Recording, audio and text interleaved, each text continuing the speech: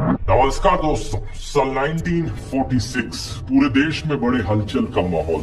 ये बात साफ हो चुकी थी कि अंग्रेज भारत छोड़कर जाने वाले हैं। सवाल इस बात का नहीं था कि भारत को आजादी मिलेगी या नहीं।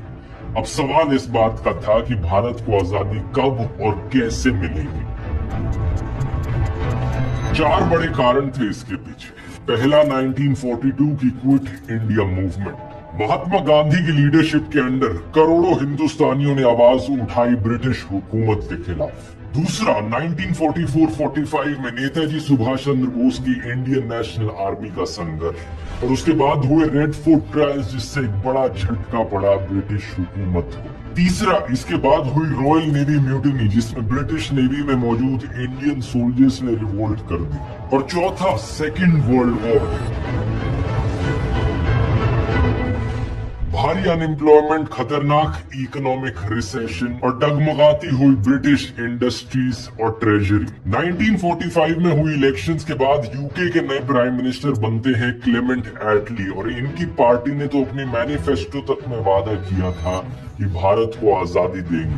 पूरा माहौल अब इस कदर भारत की आजादी के फेवर में बन चुका था कि अब मेजॉरिटी ब्रिटिश जनता भी इंडिया को आजादी देने के फेवर में थी। अब चर्चा इस बात पर हो रही थी कि एग्जैक्टली किस तरीके से ये ट्रांसफर ऑफ पावर किया जाएगा। और यहाँ दोस्तों, आजादी मिलने से एक साल पहले हमें देखने को मिलता है पूरे देश में एक जबरदस्त पॉलिटिकल गेम ऑफ थ्रोन्स, जो इस आखिरी एक साल में हुआ दोस्तों।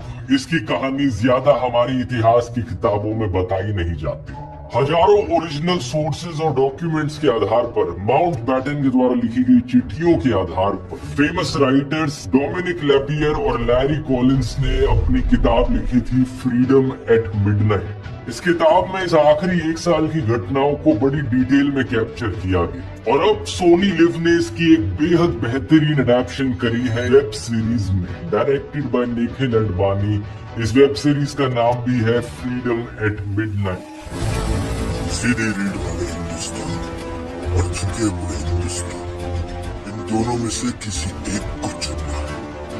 फैसला इतना मुश्किल नहीं होना चाहिए। हाल ही में ही रिलीज हुई है, मैंने पूरी सीरीज देखी, मुझे बहुत ही बढ़िया लगी। इसलिए मैंने सोचा इस वीडियो में मैं भी आपको सुनाना चाहूंगा इस आखिरी एक साल की दास्तान। आइए जानते हैं जनवरी 1946 से लेकर अगस्त 1947 की कहानी।